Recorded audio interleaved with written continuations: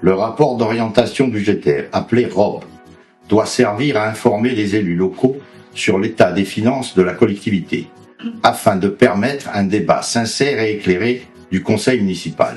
Ce sont des obligations légales que les tenants de cette majorité auraient dû respecter lors de la réalisation des 7 ROB de cette mandature.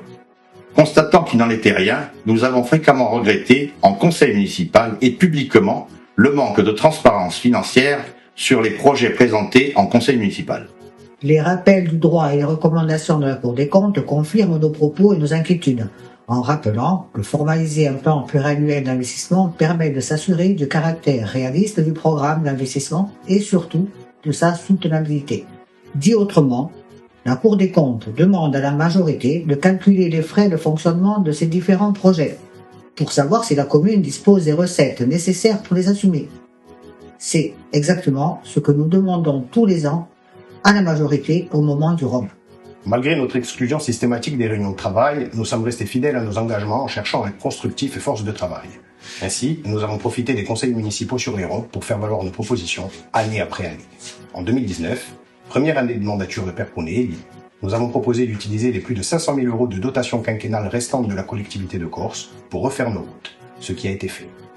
Déplorant qu'aucune réunion n'ait été organisée quant à la nécessaire réfection de notre réseau d'assainissement, nous prenions la mise en place d'un plan pluriannuel d'investissement pour rénover totalement le réseau et pour accorder les secteurs non desservis.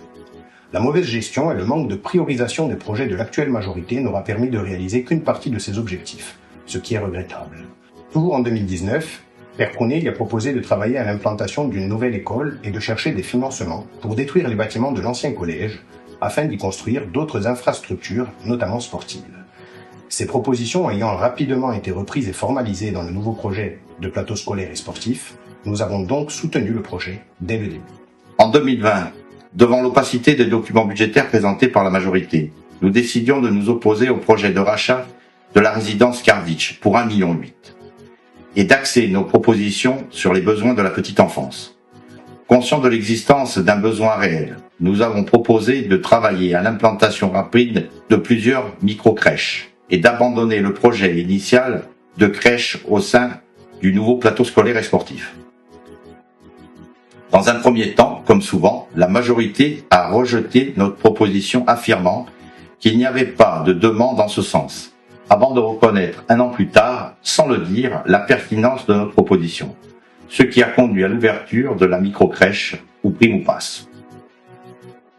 En 2021, l'Europe présentait des perspectives financières dégradées. Nous avons donc suggéré à la majorité de concentrer les investissements sur la voirie, l'assainissement et les projets scolaires, afin de ne pas détruire notre capacité d'autofinancement pour l'avenir.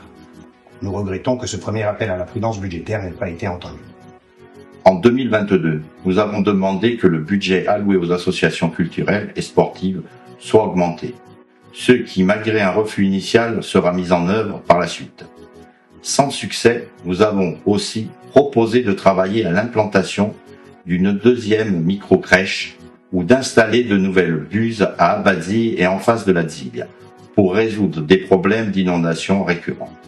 Il est déplorable que notre proposition de collaboration visant à faire passer nos écoles du statut de site bilingue à celui de site en immersion linguistique ait été refusée. En 2023, nous formulions 3 nouvelles propositions. Utiliser les près de 1,3 million € de redevances 2022 du centre d'enfouissement pour acheter le grand terrain en face du centre radiologique afin de disposer du foncier nécessaire à l'installation d'un hôpital de proximité. Budgéter la construction de 2 stations d'épuration, une au village et une en plaine, afin de lutter contre les pollutions récurrentes de l'environnement. Rénover les logements communaux vacants du village pour y installer de jeunes ménages.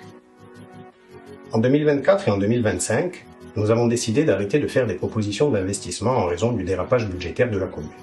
Il nous semblait primordial d'épargner, en prévision des importantes dépenses nécessaires à la réalisation du projet de nouveaux plateaux scolaires et sportifs. Nous demandions même à la majorité d'abandonner plusieurs projets afin de préserver notre capacité d'autofinancement. Nous estimions que les projets de City-Stade au cœur de Karditch ou de ferme aquaponique n'étaient pas prioritaires, mais aussi que la commune n'aura pas les moyens d'assumer les frais de fonctionnement des projets de musées au village ou encore d'épiceries sociales et solidaires. En raison d'un manque de rigueur et d'une précipitation incompréhensible, la majorité a gaspillé 10 millions d'euros pour un ensemble de projets ou de travaux pharaoniques ou non prioritaires. La conséquence étant un surendettement considérable d'environ 11,5 millions d'euros sur une seule mandature.